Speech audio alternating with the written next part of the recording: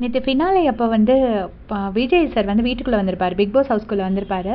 வந்துட்டு அவங்க எல்லாரோட ஃபேவரட் பிளேஸ் என்ன அப்படின்னு சொல்லி கேட்டிருப்பாரு. பவித்ரா ஒரு ஊஞ்சலை சொல்லியிருப்பாங்க. அப்புறம் ரயன் வந்து அங்கே ஒரு ஒரு லோட்டஸ் பெட் அப்படின்னு சொல்லியிருப்பாரு. அப்போது விஷால் கிட்ட கேட்கும்போது விஷால் கிச்சன் சொல்லியிருப்பாங்க. சௌந்தர்யா அங்கே ஏதோ ஒரு இடத்த சொல்லியிருப்பாங்க. அதுக்கப்புறமா முத்துக்குமரன் கிட்ட கேட்ட உடனே அவர் வந்து வீட்டுக்குள்ளே போயிட்டு பெட்ரூமில் காமிப்பார். இந்த பெட்டு தான் நானும் தீபக் அண்ணனும் இங்கே தீபக் அண்ணன் போயிட்டு திரும்ப 2வது வந்தபோது நானும் இந்த வீட்டில் நானும் தீபக் அண்ணனும் இங்கே சேர்ந்து படுத்திருந்தோம். எனக்கு இந்த பெட்டு ரொம்ப ஸ்பெஷல். அப்புறம் இந்த ஒரு தலையணையை காட்டுறாரு. இந்த பொம்மை மாதிரி இருக்கு இல்லையா, இதை வந்து என்ன மாதிரி இருக்கிறதுனால இது ஏதோ ஒரு உயிர் இருக்கிற மாதிரி நானாகவே நினச்சிக்குவேன் இதுன்னு சொல்லிட்டு இன்னொரு தலையணையும் காட்டுறாரு. இந்த 2ஐயும் அப்படியே கூடயே எப்பயுமே நான் வச்சுக்கிட்டேன். இந்த இடம் எனக்கு ரொம்ப ஸ்பெஷல். தீபக் அண்ணன் வீட்டிலலாம் யார் மேலேயும் இப்படி கட்டி பிடிச்சோம் அப்படி தூங்கினதெல்லாம் கிடையாது. வீட்டில் இருக்கும்போதே நான் என் வீட்டில் இல்லாமல் ஃப்ரெண்ட்ஸ் வீட்டில் போய் எங்கே ஏதாவது ஒரு ஃப்ரெண்டு வீட்டில் போய் தூங்கிடுவேன் டெய்லி.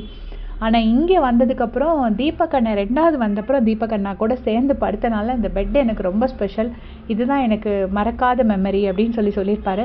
ஸோ அவருக்கும் தீபக் அண்ணாக்குள்ள பாண்டிங்க்கு நம்ம ப்ரூஃபே காட்ட வேண்டாம். தீபக் அண்ணா நேற்று முத்துக்குமரன் தான் வின்னர்னு அனௌன்ஸ் பண்ணோன்னே எப்படி என்ஜாய் பண்ணாருங்கிறத நம்மளே பார்த்துருப்போம்.